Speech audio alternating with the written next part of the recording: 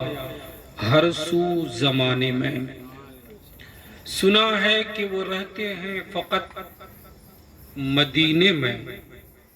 सुना है कि वो रहते हैं फकत मदीने में। गलत है वो तो रहते हैं आशिकों के सीने में। एक मर्तबा हम और आप अकीदतो मोहब्बत के साथ दुरूदे पाक की नजरें पेश करें और पढ़ें। अल्लाहुम्मा सल्ली अला सय्यिदिना व मौलाना मुहम्मदिन मअदनिल जूद वल करम बारिक वसल्लिम। हजरात, हम सबों का ये अकीदा है कि मक्का भी शान वाला है, मदीना भी, मक्का भी मुतहिर है, मदीना भी मुतहिर है। मक्का भी अजमत का निशान है, मदीना भी अजमत का निशान है।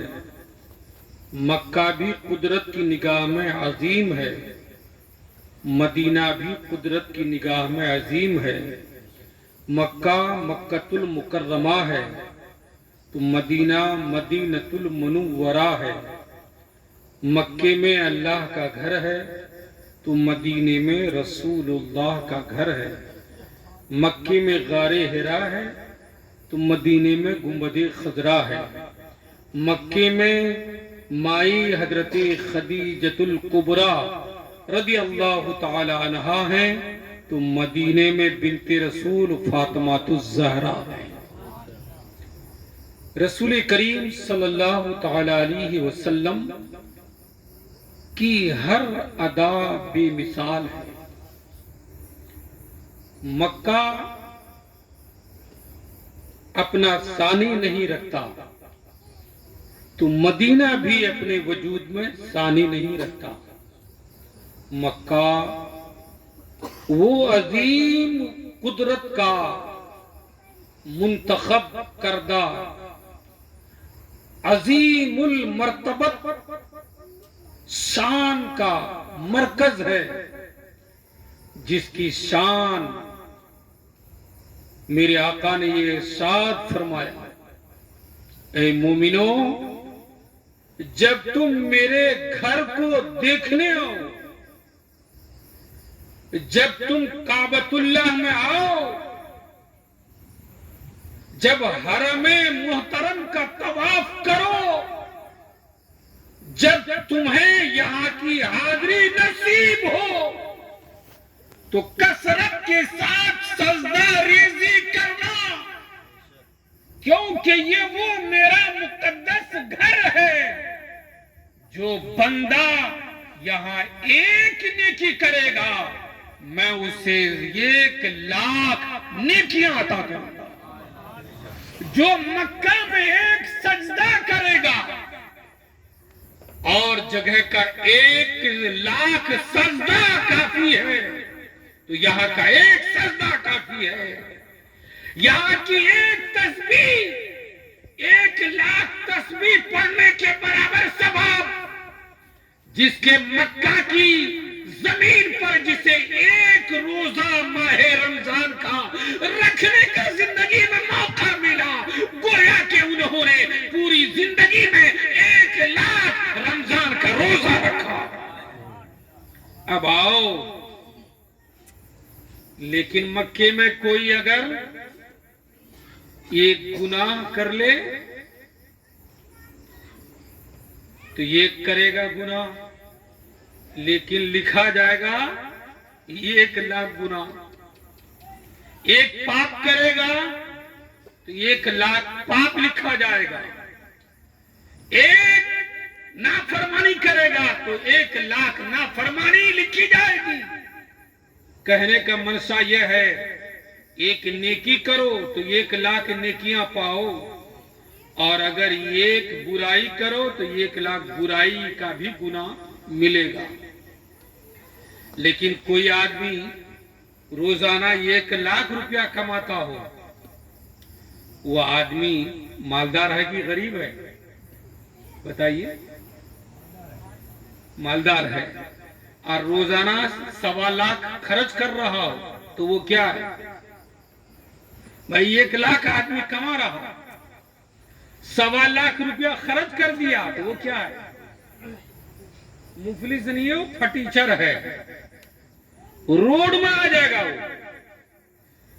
1 लाख कमाया, 1.25 लाख खर्च किया, 25,000 का कर्जदार रोजाना होता रहा, रोड में आएगा कटोरा लेके भीख मांगने के लायक भी नहीं रहेगा।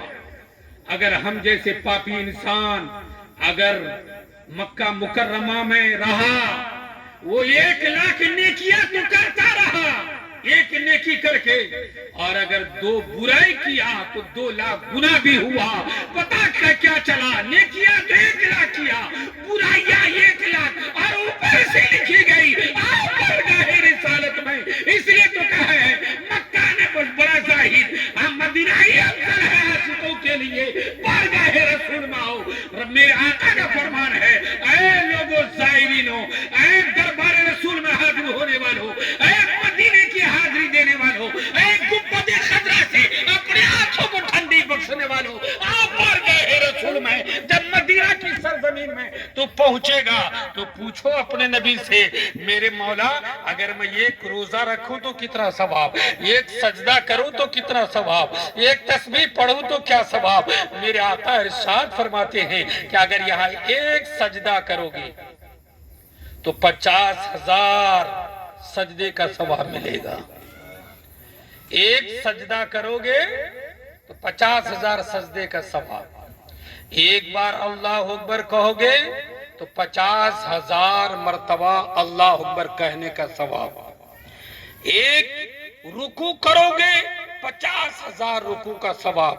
और अगर गुनाह हो गया, हाय हाय, अगर गुनाह हुआ, बंदा तो खाकी है ना, बंदा तो मासूम नहीं है ना, बंदे से गुनाह होता ही है, चाहे अनजाने में हो या जो कसदन हो या सोहबन हो। बंदा गलतियों का पुतला है, बंदे से खता होती है, लज्जिज होती है, लेकिन आओ बारगाह रसूल में 1 नेकी करोगे 50,000 नेकियां मिलेगी। 1 रोजा रखोगे 50,000 रोजे का सवाब मिलेगा। लेकिन ऐ मेरे उम्मतियों, अगर यहाँ के तुमसे गुनाह हो गया तो गुनाह करेगा ये तो गुनाह ये की लिखा जाएगा, सवाब ये करेगा 50,000 लिखा जाएगा। इसलिए आशिकाने रसूल ये कह रहे हैं कि हम गुलामों के लिए मदीने तैयबा ही अच्छा है, क्योंकि यहाँ नेकियां भी करेंगे और बचाएंगे भी, गुनाह हो भी गया तो कम है। तो ये मक्का मुकर्रमा में हुजूर की पैदाइश हुई। हुजूर की पैदाइश मक्का मुकर्रमा में सुबह सादिक के वक्त होती है, जिसको हम लोग भोर कहते हैं।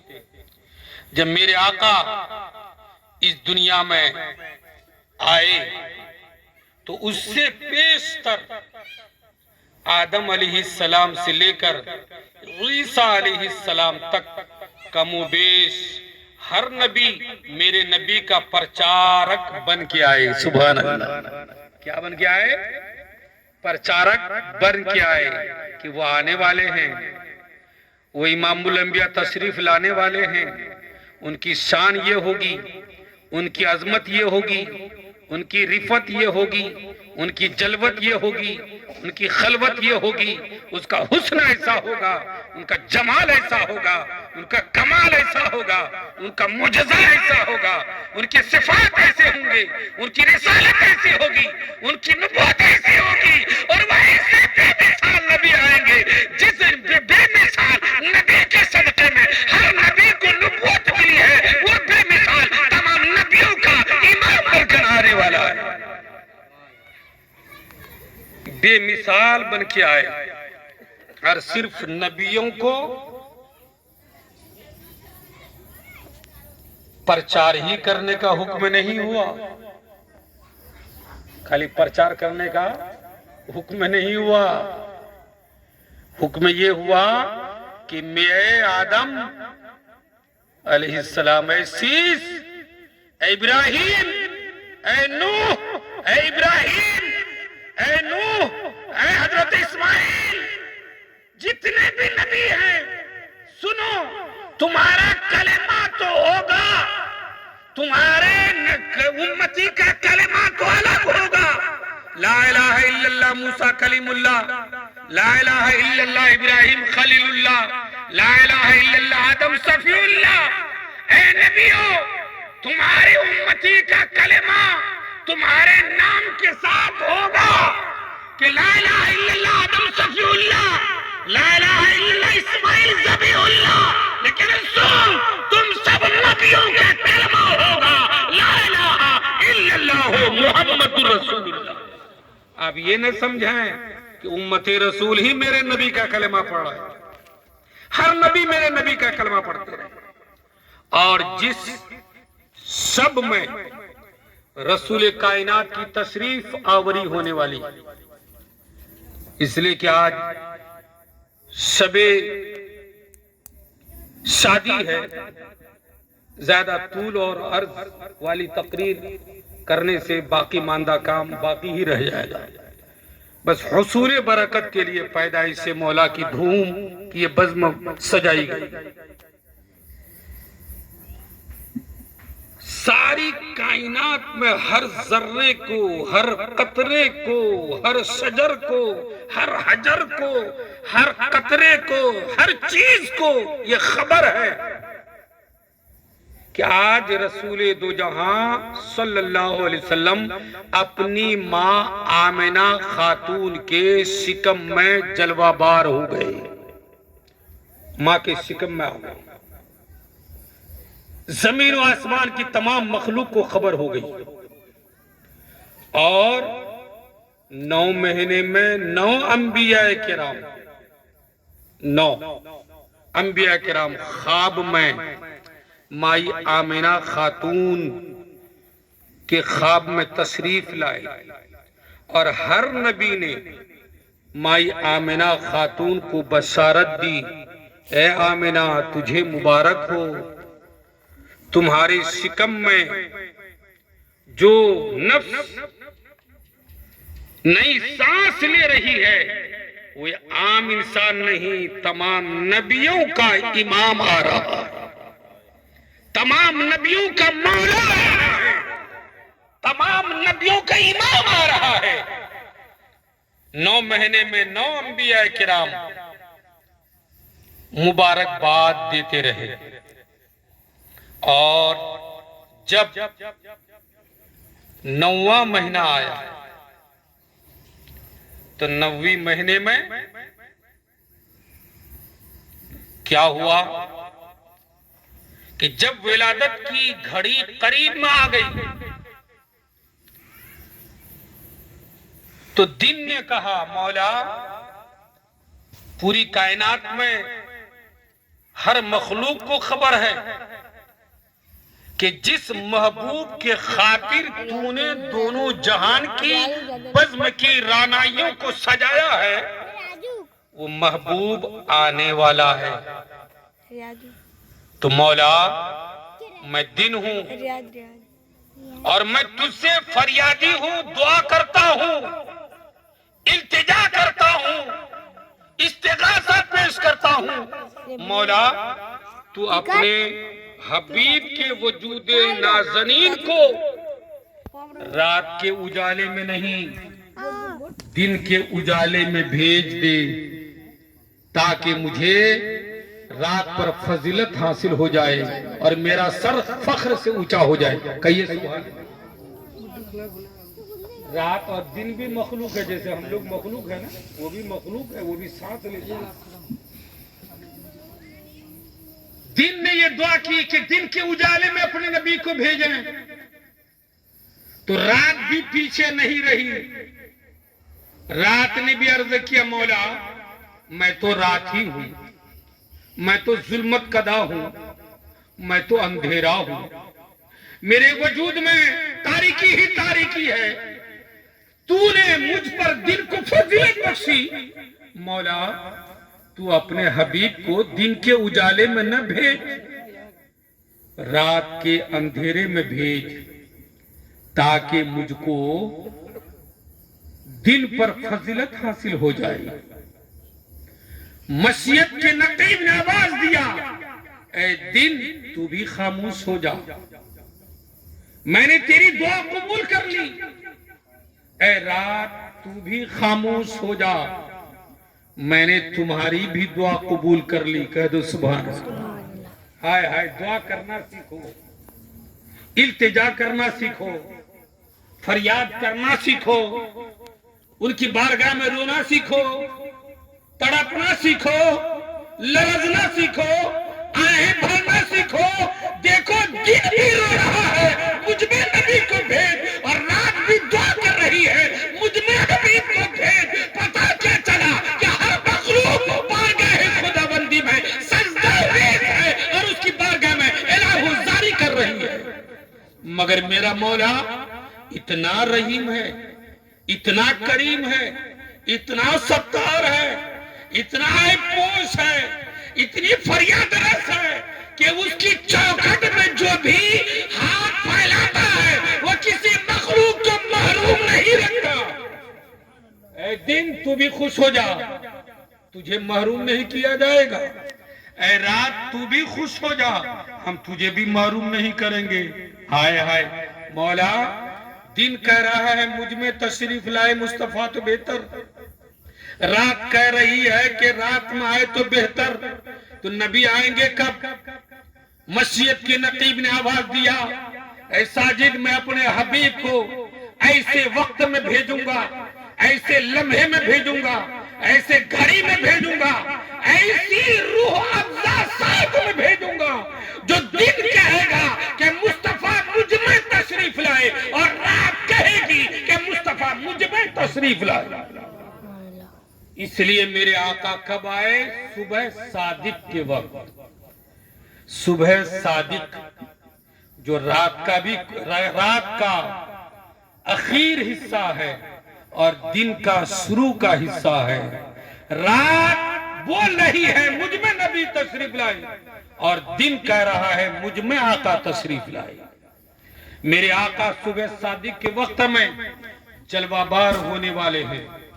और आइन देखा, जब दर्द ज़ेह शुरू हुआ तो हजरत आमिना खातून सोच रही हैं, कम सिन तो उम्र थी उनकी, शर्माई ले जाने लगी कि कोई जो है घर में नहीं है, किसको आवाज दूं, किसको बुलाऊं।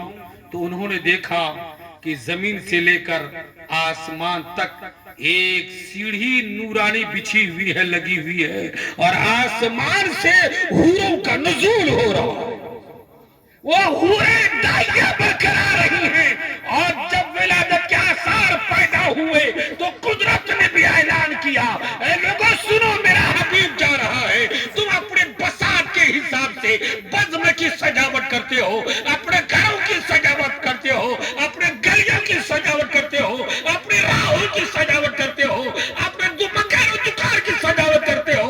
मेरा नबी जा रहा है, देखो मैंने सितारों को हुक्म दिया, ऐ सितारों, तमाम आसमान के सितारे आमिना खातून के घर के ऊपर रोशन हो जाओ, ताकि दुनिया को मालूम हो जाए ये मिलादे मुस्तफा है।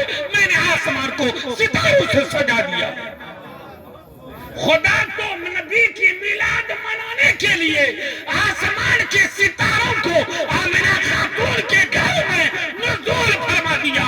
और हजरत आमिना खातून फरमाती हैं कि जब मेरा लाडला इस दुनिया में आया तो मैंने देखा कि सितारे इतने करीब आ गए, इतने करीब आ गए, तो मुझे डर होने लगा कि कहीं ये सितारे मेरे ऊपर टूट न पड़े।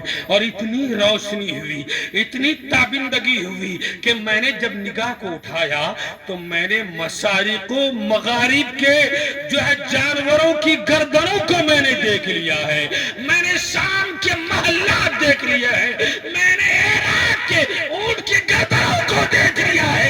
इतनी रोशनी हुई, मुस्तफा जाने रहमत सल्लल्लाहु अलैहि वसल्लम आ रहे हैं, तो मिलाद खुदा मनवा रहा है, मैं सितारों से सजा रहा हूं। और नबी आए, पैदा हुए। सरवरी कायनात सल्लल्लाहु अलैहि वसल्लम जो ही जमीन पे ज़ुहूर फरमाए तो हुजूर सैयद आलम सल्लल्लाहु अलैहि वसल्लम ने सबसे पहले सजदा किया। क्या किया? सजदा किया। और सजदा करने के लिए जानते हैं क्या क्या जरूरी है? जैसा आजकल के नौजवानों को कहा जाए, चल नमाज के लिए, मौलाना अब्दुल कादिर साहब यहाँ के इमाम हैं, अल्हम्दुलिल्लाह बहुत बेहतरीन तकरीर हुई आपकी, लाजवाब तकरीर।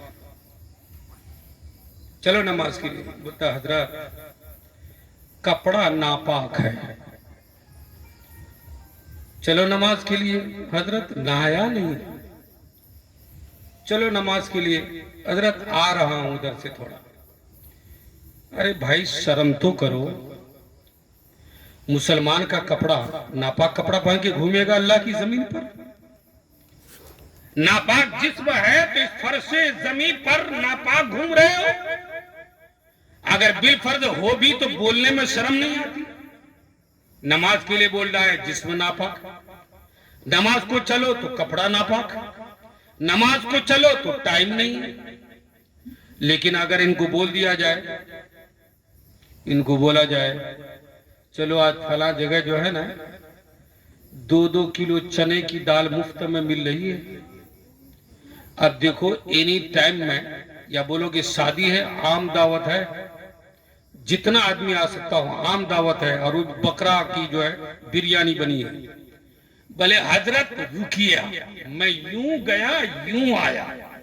बोले यूं कैसे जाएगा और यूं कैसे आएगा? बोले कपड़ा इस्त्री किया हुआ है, धुला हुआ है, जाऊंगा फटाफट पहनूंगा और चले आऊंगा।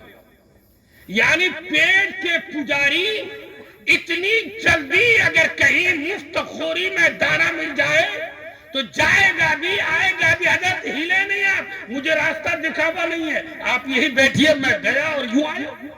और नमाज के लिए बोला जाए कपड़ा नापाक है, कितने दिन में कपड़ा पाक होता है? कितने दिन में जिस्म पाक होता है? आज जो है जिस्म मोमिन का पाक रहे, जरूरी है नापाक रहे। कपड़ा नापाक रहे, तुम्हें सुकून कैसे मिला, करार कैसे मिला, राहत कैसे मिली? और बोलते हो कि हमको परेशानी है। अरे परेशानी नहीं होगी तो और क्या होगी? अजाब नहीं होगा तो और क्या होगा? मुफलिसी नहीं आएगी तो और क्या आएगी? खल्लासी नहीं आएगी तो और क्या आएगी? बीमारियां नहीं आएगी तो क्या आएगी? दुश्मनियां नहीं आएगी तो क्या आएगी? चोरी नहीं होगी तो क्या होगी? जुल्म तो अंधेरा का, जुल्म तो जुल्म सितम का अंधेरा नहीं होगा तो क्या होगा?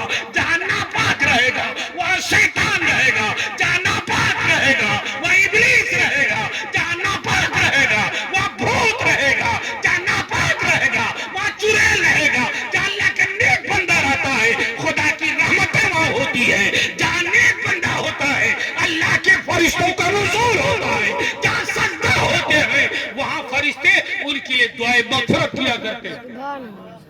जाते हैं हर काम के लिए तावीज लेने के लिए, नमाज से बढ़कर कोई तावीज मेरे मौला ने नहीं दिया है तुम्हें।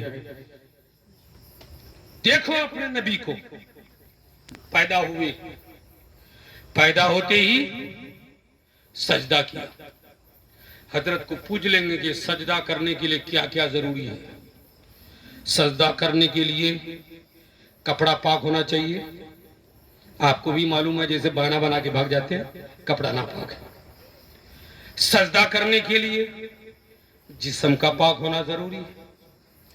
सजदा करने के लिए जगह का पाक होना जरूरी है। तो एक नमाजी जब मस्जिद में जाएगा तो कपड़ा भी पाक हो, जब मस्जिद में जाएगा जिस्म भी पाक हो, जब मस्जिद में जाएगा जहां नमाज पढ़ रहा हो वो जगह भी पाक हो, मुसल्ला भी पाक हो, सजदागाह भी पाक हो। लेकिन मेरे नबी ने पैदा होते ही सजदा किया। ऐ जालिमों, बदबख्तों, बेईमानों, चादरे तथीर को फाड़ने वालों, कलेमा पढ़कर नबी की इस्मत से खेलवाड़ करने वालों, ऐ दुनिया के सबसे बड़ा पापियों, तुम्हारे जैसे हजारों साल करोड़ों साल अगर नबी के कलेमा पढ़े तो तुम्हारा मुसलमान होना न होना बराबर। देखिए कि नबी आ रहे हैं, नबी ने सजदा किया, सजदा करके ये बता दिया, ऐ जालिमों, दुनिया में में जितना भी बच्चा पैदा होता है, बच्चा नापाक होता है, बच्चे की मां नापाक होती है, वो जगह नापाक होती है, वो घर नापाक होता है। और देखो आने वाला नबी आ रहा है, सजदा करके बता दिया मैं भी पाक हूँ, मेरा कपड़ा भी पाक है, मेरी मां आमिना खातून भी पाक है, जहां पैदा हुआ वो जगह भी पाक है। ऐ नापाको, ऐसे पाक नबी के बारे में शक करते हो? नबी ने सजदा किया, और सिर्फ सजदा ही नहीं, माई आयशा खातून रज़ी अल्लाह तआला अन्हा ने कहा था, या रसूल अल्लाह, आपसे पहले जो भी नबी आए तो उन लोगों ने निशान लगा दिया था कि देखो जब तक यहाँ रहोगे यही नमाज पढ़ना, कहीं जाना होगा तो नमाज़ें गिनते रहना, गिनते रहना, गिनते रहना, जब आना वापस फिर वहीं पढ़ना। हुजूर, आपने अपनी उम्मत को इतनी सोहलत फराहम की, इतनी आजादी, इतनी छूट दी कि कोई निशान नहीं, कोई दायरा नहीं। और आपने इरशाद फरमाया, ए मेरे गुलामों, जहां जाओ पूरी रूए जमीन मेरे मौला की है, जब नमाज का वक्त हो जाए सजदा रेज हो जाओ, नमाज हो जाएगी। आपने इतनी आजादी दे दी। मेरे आका ने इरशाद फरमाया, ईसा जब मैं पैदा हुआ और काबा की सरजमीन पे मैंने सर रखा तो मैंने दुआ में ये की, पैदा होती ही रब्बे हबली उम्मती, रब्बे हबली उम्मती, मौला मेरी उम्मत को मेरे हवाले कर दे, मौला मेरी उम्मत को मेरे हवाले कर दे। तो रब ने इरशाद फरमाया, ए हबीब तुम्हारी पेशानी लग गई है, ए फरिश्तों गवाह हो जाओ, ए अफलाको गवाह हो जाओ, ए कायनात का जर्रा जर्रा गवाह हो जाओ, मेरे नबी की पेशानी लग गई है। और उसकी बरकत से मैंने पूरी दुनिया को पाक साफ कर दिया है, मस्जिदें बना दी है। अब नबी के गुलाम जहां चाहेंगे, जहां नमाज का वक्त होगा वही ये नमाज पढ़ ले।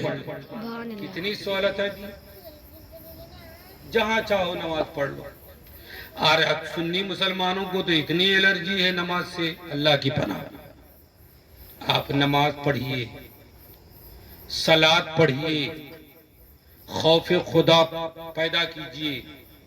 आज हम लोग बज़्मे निकाह जो कल वकूफ़ पज़ूर होने वाली है, उसी खुशी में मिलाद मुस्तफ़ा, लेकिन आप मुझे वक्त नहीं है कि मैं इस चीज को लंबी करूं, तवील करूं, बस 2-3 मिनट। मैंने जो सीवांचल में देखा, मैंने ये तासुर कहीं भी नहीं देखा। यानी हमारे ये किशनगंज, कटिहार, पूर्णिया और इधर मल्हारा, इतने खित्ते में जो मैं देखा कि यहाँ शादी कम होती है और बकरा ज्यादा बेचा जा रहा है। ये बकरा का सौदा हो रहा है। नहीं समझे आप मैं क्या कहने जा रहा हूं? हाँ, जितना बड़ा बकरा उतना डिमांड और उतना तिलक। कोई डॉक्टर है, 5 लाख रुपया लड़की वाले को देना पड़ेगा। कोई अगर इंजीनियर है 3 लाख देना पड़ेगा। कोई ऑफिसर है 4 चक्का, तो भले इसका घर छोटा हो, अगर घर बड़ा होता नहीं तो हवाई जहाज मांगता ही। अरे जालिमों, तुम नामर्द हो क्या? तुम्हारे बाहों में ताकत नहीं है जी, बाजुओं में कुव्वत नहीं है तुमको कि लड़का पढ़ा करके तुमने अपने लड़के को पढ़ाया कि बेचने के लिए पढ़ाया? तारीख इस्लाम में कोई ऐसी शादी नहीं है जहां दहेज का मुतालबा किया गया हो। उलमाए किराम बयान करते हैं कि बिन्ते रसूल फातिमा ज़हरा को मेरे आका ने क्या क्या दिया था? मौलाना अब्दुल कादिर साहब, एक चादर थी और एक चक्की थी, एक मस्कीजा पानी भरने का था, एक गद्दा था जिसमें खजूर के पत्ते भरे हुए थे। आज तो मेरे बच्चे उसमें चल भी नहीं सकते, सोना तो दरकनार। और एक तकिया था जिसमें खजूर का पत्ता था। हमको तो इतना ही मालूम है। एक लकड़ी का प्याला पानी पीने के लिए। मालिके दो जहां की बेटी है और दहेज देखो उम्मत के लिए क्या तालीम दे रहे हैं। तसव्वुर तो करो, अगर मेरे नबी चाहते, अरे चाहते अगर, तो ओहद पहाड़ सोना बनके नबी की बेटी के पीछे पीछे घूमा करता। मेरे नबी ने कहा था कि मैं चाहूं तो ये पहाड़ सोना बन जाए, चाहूं तो। आज उसी पहाड़ से सोना निकल रहा है सऊदी अरब में, जो पूरी दुनिया में तकसीम हो रहा है। लेकिन मुझे बताओ, ये हजरत मौला अली रदी अल्लाह तआला अन्हु को पाले पूसे रखे मेरे नबी ही ने अपने पास। क्या मेरे सरकार ने ही उनको पाला पूसा बढ़ाया, और हुक्म हुआ कुदरत की तरफ से, कुदरत की तरफ से कि ए अली, ए नबी, मैं तुम्हारी बेटी का निकाह अली से मेरे खुदा ने कहा, ए नबी, मैं तेरी बेटी फातिमा का निकाह जन्नत में फरिश्तों की झुरमुट में करने जा रहा हूं, जिसका काजी होगा हजरत जिब्रील अलैहिस्सलाम। वो निकाह खुतबा पढ़ेंगे और आप भी मौला अली को लेकर मस्जिद नबवी में जाकर निकाह पढ़ा दें। सुभान अल्लाह, कहिए सुभान अल्लाह। सुभान अल्लाह। ये है निकाह। और मेरे आका अपना हाथ पकड़ के बेटी को लेके गए और हुजूर ने उनको, मौला अली तो जिंदगी भर वहीं रहे, पले बड़े हुए, उनका कोई घर नहीं था, उनका घर था ही नहीं। जब घर नहीं था तो कहा, तो मौला अली ने अपनी तलवार को बेचा, तलवार को बेच के कुछ लेके आए, और वो तलवार गालिबन हजरत उस्मान गनी ने खरीदा, खरीद के वो पैसे भी दे दिए, और वो तलवार फिर बारगाह रसूल में हाजिर भी कर दिया कि ये अली की तलवार है या रसूलुल्लाह, मैं वापस कर रहा हूं। वो चंद सामान लेकर मेरे नबी सबे ज़ुफ़ाफ़ को अपनी बेटी का हाथ पकड़कर मौला अली को लेकर एक छोटा सा रूम में गए और ये सामान दे दिया। यही है इस्लामी दहेज। उसके अलावा हुजूर की कितनी बेटियां? और 3 है। उम्मे कुलसूम है, हजरत ज़ैनब रज़ी अल्लाह तआला अन्हा है, हजरत रुक़ैया है। इन तीनों की शादी की तारीख देखिए और उसमें आप ये साबित कीजिए कि नबी ने किसी भी और बेटी को दहेज दिया हो। अगर आपकी मालूमात में हो तो मुझे बता दीजिएगा, ताकि मैं कहीं और बोलूं। मेरे नबी ने उन तीनों बेटियों को कोई दहेज नहीं दिया। अगर कोई मौलवी साबित कर देगा ना, जिंदगी भर उसकी जूती में साफ करूंगा। लेकिन ये जो नंगा नाच हमारे यहाँ, क्या ये कब तक चलेगा मेरे भाई? एक बेटी है, बेच खींच करके सब कुछ दे दोगे, बेच खींच करके सब दो दोगे। दूसरी के लिए क्या करोगे? तीसरी के लिए क्या करोगे? चौथी के लिए क्या करोगे? कसम खुदा की, आज जो दहेज में हमारे यहाँ जो तबाहियां और बर्बादियां हैं ना, मेरे मौला हम लोगों को महफूज रखे। काश कि ये पैसा तुम किसी यतीम और गरीब के तालीम के लिए करते, किसी को डॉक्टर बनाते, किसी को इंजीनियर बनाते, किसी को दरोगा बनाते, किसी को ऑफिसर बनाते, तो आज के जो हालात हैं बदतरीन वो तुम्हारा ना होता। आज वो नीचे से ऊपर उसी का चल रहा है, तुम्हारा कोई नहीं है। इसलिए तुम्हारी फरियाद कोई सुनने वाला नहीं है। तालीम के लिए खर्च नहीं कर रहे हो, पेट में पत्थर बांधो, लेकिन खुद पढ़ो भी और पढ़ाओ भी, नहीं तो इल्म के बगैर ये दुनिया तुम्हें तबाह कर देगी, बर्बाद कर देगी, तारीख में तुम्हारा नाम भी नहीं मिलेगा। इतनी बड़ी फजूल खर्ची किसकी ये सुन्नत अदा कर रहे हैं? कुरान पाक आप पढ़िए, इन्नल मुमिनीना वल मुमिनात कि बेशक वो लोग जो ईमान लेके आए, इन्नल मुमिनीना वल मुमिनात, वो लोग जो मर्द ईमान लाए और जिन्होंने मोमिन मर्द को और मोमिन औरतों को ईजा दी, वो अन्ना लहुम जहन्नम, बेशक उन लोगों के लिए जहन्नम। आज कितनी तकलीफें दे रहे हैं, आज हर जगह यही डिमांड हो रहा है, हमको ये चाहिए वो चाहिए वो चाहिए। और मेरा जहां तक दिल बोल रहा है कि किसी के पास से अगर कोई दिल दुखा के कोई चीज ले ले, कसम खुदा की उसमें बरकत नहीं हो सकती है। अगर एक रोंगटा भी उसका खड़ा हो गया ना, कितनों भी तुम ले लो, अरे जब अपने कमाने से पेट नहीं भरेगा तो भीख से कब पेट भर सकता है। और ये मेरे रिश्ते में हुआ है, लड़के ने कहा, नाम नहीं लूंगा नहीं तो आप लोग वहां पहुंच जाते। लड़का अगर सब्र तहम्मुल वाला है, अक्ल समझ वाला है, खैरत वाला है, उसको भरोसा है अल्लाह रसूल की जात पर और अपने बाजुए मर्दांगी पर, तो कुछ बच्चे ऐसे भी हैं नौजवान, ऐसे भी कहते हैं कि दहेज हम नहीं लेंगे, ऐसे भी हैं। और कहा, मैं उस बच्चे को जानता हूं, उन्होंने कहा कि मुझे ससुराल से कुछ नहीं चाहिए, कुछ नहीं चाहिए। निकाह हो गया, शादी हो गई, रुखसती हो गई, लड़की पहुंची ससुराल।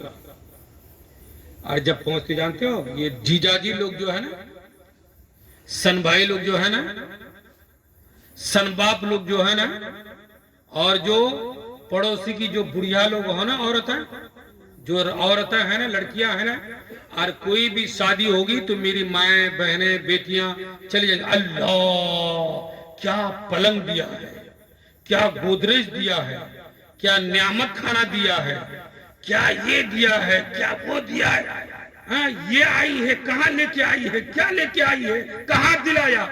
ये औरतों की फितरत एक नंबर खतरनाक है। अरे दूसरे को क्यों देती है, अपना देख, लेने के लिए न सोच, नहीं तो तू भिखारी ही बन के रहेगा।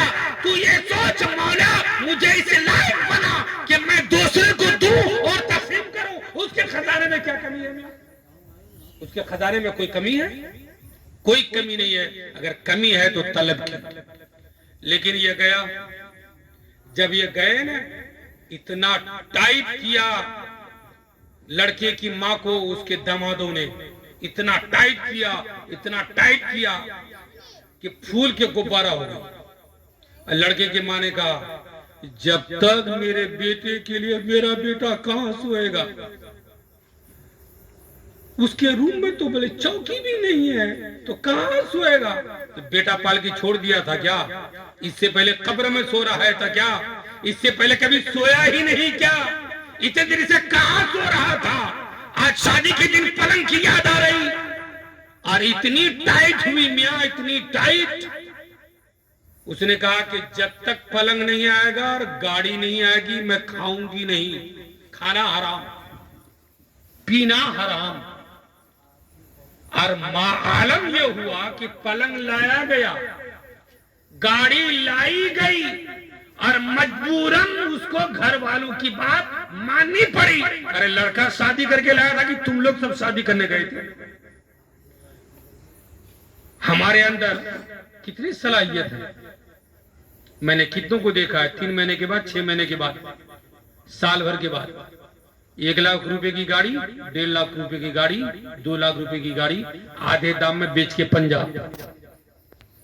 बुजुर्गों ने फरमाया, जितनी चादर हो उतना ही पैर फैलाओ। अगर हमारा पैर अगर लंबा नहीं है तो चादर जितनी है उतना ही पैर फैलाओ, तो मच्छर काटेगा, फुंसी आ जाएगी, तरद्दुद हो जाएगा। मैं किसी के कहने पर अगर बोलेगा मौलाना साजिद हाथी दे रहा हूं, मैं हाथी को खिलाने की सलाहियत है क्या मुझको? 6 महीने में तो भाग जाऊंगा मैं, हाथी छोड़ के भागूंगा नहीं। आज क्या समझते हैं हमारे नौजवान? ये दीजिए वो दीजिए, क्या दीजिए भाई? जो अपनी औलाद को दे सकता है तो वो सब कुछ दे सकता है।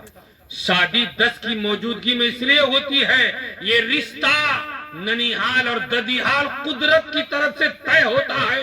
इस रिश्ते को तो बाजार का सौदा मत बना। इससे दो नस्लें जुड़ती है तो नाना का भी जवाब नहीं होता, तो ददियाल का भी जवाब न होता। हिम्मत में बिककर इस सुन्नत को तबाह बर्बाद मत करो। बहुत जगह बोलिए, आप लोगों के यहाँ मांग चांग है कि नहीं है? ना, कितने दिन तक गाड़ी खरीदे हुए आप? कितने, कोई है ऐसा हमारे मोहम्मदपुर में जो 5 भाई और हर भाई के हिस्से में 5 बीघा जमीन हो? बताइए मुझे, है? इतनी फुटानी क्यों है हम लोगों की? बहुत फुटानी है हमारे सीमांचल के नौजवान, बहुत फुटानी है। और बंबई में मौलाना अब्दुल कादिर साहब रहे हैं 12-13 साल। उनको पूछिए कि वहां शादी में कितने हजार का दहेज होता, कितने हजार का? हमारे ख्याल में 25-30 हजार का दहेज बहुत हो गया। और निकाह का महर कितना होता, पूछो उन्हीं से, कितना है? 786 से शुरू, 25,000 में खत्म। 786 फकत। और एक निकाह मैंने पढ़ाया 25,000 का, बाकी 11,1186 बस यही मर रहा था। और यहाँ मुकाबला होता। अरे मास्टर साहब की बेटी का बाप 8,000 महर, हाँ 8 लाख महर, 8,000 हुआ। मिसाल दे रहा हूँ, हम तो रहते नहीं है निकाह खानी में। भले उसका 10 लाख, जब मास्टर साहब की बेटी का 10 लाख निकाह, मैं तो फिर सरपंच हूं ना। मेरी बेटी का 12 लाख। और एक जगह गया, कहाँ निकाह पढ़ाने के लिए, हाफिज इनाम साहब का, पलन का, क्या नाम है वो, खारी हाट से दक्षिण तरफ उठो बस्ती का, महेश बतना, 25 लाख महर बांधा है। कितना? 25 लाख। वहां का नेता आ गया, मुखिया जी, मैं और मुफ्ती असलम साहब था उसमें बाराती, मैं भी बाराती, वो भी। तो ये जानते हैं ना, ये सुन्नी कौम की हालत। ये तो बाबूजी मजबूरी नमाज पढ़ लेते हैं कैसे इमाम के पीछे, तो बाकी तो ये कहते हैं कि इमाम साहब पीछे ही रहो, खाली नमाज में आगे रहो तुम, बाकी हम कब्रिस्तान में भी दफनाने जाएंगे तो सब आलिम दीन हो, कोई नायबे रसूल हो, कोई पीर साहब हो, उनके हाथों से सब काम अंजाम दिए जाएं। एक इज्जत भी होगी और उनके तवस्सुल से मगफिरत की उम्मीद भी। लेकिन वहां जब गए तो बुलाया वहां मुखिया जी, नाम नहीं लूंगा, गीबत हो जाएगी। 25 लाख, बहुत बहस हुई। और मुफ्ती साहब तो ऐसे, मैं पढ़ा हूं उनसे, मुफ्ती असलम साहब थे 82 में, 1985-86 में पढ़ाते थे, अभी भी बाहयात है। गांव का नाम क्या होता है उस पार। तो हमको बोला बलवा डोले, बेटा यहाँ दादाओं और भाइयों और नेताओं की चलती है, मौलवियों की नहीं, चुप रहो। ये घर से मिजाज बना के आया है कि 25 लाख तुम्हारा बाप अदा करेगा। भाई क्या करने के लिए बांधा तुमने इतना महर? महर उतना ही बांधो जितना अदा करने की ताकत हो, और अगर ताकत न हो तो वो महर में बरकत नहीं है। और दूसरा, हमारे यहाँ बोलते हैं कि महर कम करोगे तो लड़की को छोड़ देगा। अरे नहीं रखने वाले के लिए अगर 10 करोड़ भी बांधोगे ना तो वो नहीं रखेगा, क्योंकि नहीं पढ़ा लिखा के लिए खता और बही क्या। जब देना ही नहीं है, तलाक दो भागो, तलाक दो भागो, वो तो मरने के बाद जो होगा देखा जाएगा। क्योंकि ईमान तो आज ऐसा ही है, देख लेंगे। अब ये क्या देखना चाहते हैं ये, इसलिए महर कम बांधे, जैसे उसकी सलाहियत हो। ज्यादा बांधने में मना नहीं, अगर वो करोड़ों-पति है तो आप बांधिए 20 लाख 25 लाख, कोई हर्ज नहीं। लेकिन हमारे बिहार में कौन है 20 लाख महर देने के लायक? क्या सब जो है बाप का, तमाम बहनों का, भाइयों का, सब जमीन बेच के भी तुम्हारा महर अदा होगा क्या? तो फिर बांधा क्यों? क्या को बांधा? ये सब काम न करें जिसकी ताकत हमें और आपको न हो।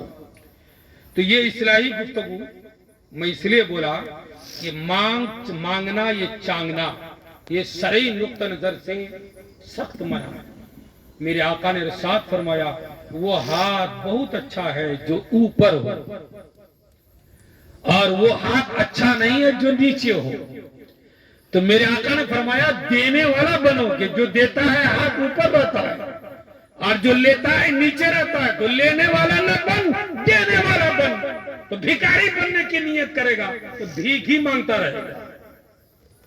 ये दहेज का चक्कर सिर्फ हमारे सिवान चल गया, कसम खुदा की दिल बहुत रोता है। और इसको कितना भी कुछ दो शैतान को, जलील को, वो तो समझता ही नहीं निकाह की चीज का नाम किस परिंदे का नाम है। निकाह का मकाम मर्तबा क्या है? कल जाओ ये लेके आओ, वो लेके आओ, कभी बैल लेके आओ, कभी गाय लेके आओ, कभी, यानी दामाद क्या बना है, ये फरमाइश का मास्टर बन गया। ठीक है, किसी ने कहा था, एक बड़े आदमी गया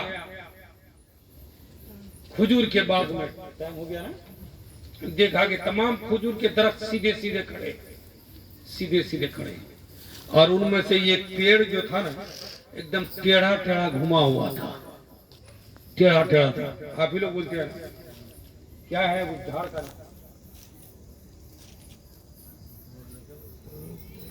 टेढ़ा टेढ़ा। तो कहा कि ये सब टेढ़े हैं, टेढ़े में सीधा क्यों है? बोले मत पूछिए, ये जितने भी झाड़ है ना, जितने भी दरख्त है ना, बोर का झाड़। तो उन्होंने कहा नाम भी बोर है, बेवकूफी है वो। नाम जो बोर होगा तो बेवकूफी तो होगा, चालाक कहाँ होगा, बोरियत। तो एक आदमी तेज कर रहा था, कहा कि हजरत आप जानते नहीं है ये तमाम दरख्तों का दामाद है, इसलिए ये मर्दूद टेढ़ा है। इसलिए कि दामाद कभी सीधा नहीं होता, ये सब सीधे, ये दामाद है इन झाड़ों का, इसलिए टेढ़ा है। अपने हालात को बदलिए, अपनी सोसाइटी को बदलिए, अपने बच्चों को न खा पी के भी तालीम दीजिए, तरक्की कीजिए। और ये जो घिनौना माहौल पैदा हो गया है हमारे इस दियार में, इससे जान छुड़ाने की कोशिश कीजिए। कोई देने के लिए भी कुछ कह रहा हो तो मालिक, घर का मालिक होता है, बोल दो कि भाई हमको सिर्फ बच्ची चाहिए। आप भी बोल दो कि हमको सिर्फ लड़का चाहिए। उस रिश्ते में कभी भी दरार इंशाल्लाह नहीं होगा, क्योंकि किसी माल और दौलत और जहेज के लालच में रिश्ता नहीं हुआ है।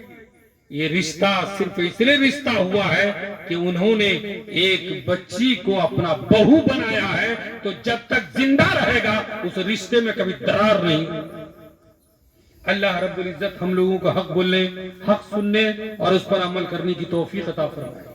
जो बोलने में सहवन, कसदन, भूल चूक, लफ्जिश हो गई हो, मौला हम तौबा करते हैं, हम इस्तगफार करते हैं, हमारी तौबा और इस्तगफार को कबूल फरमा।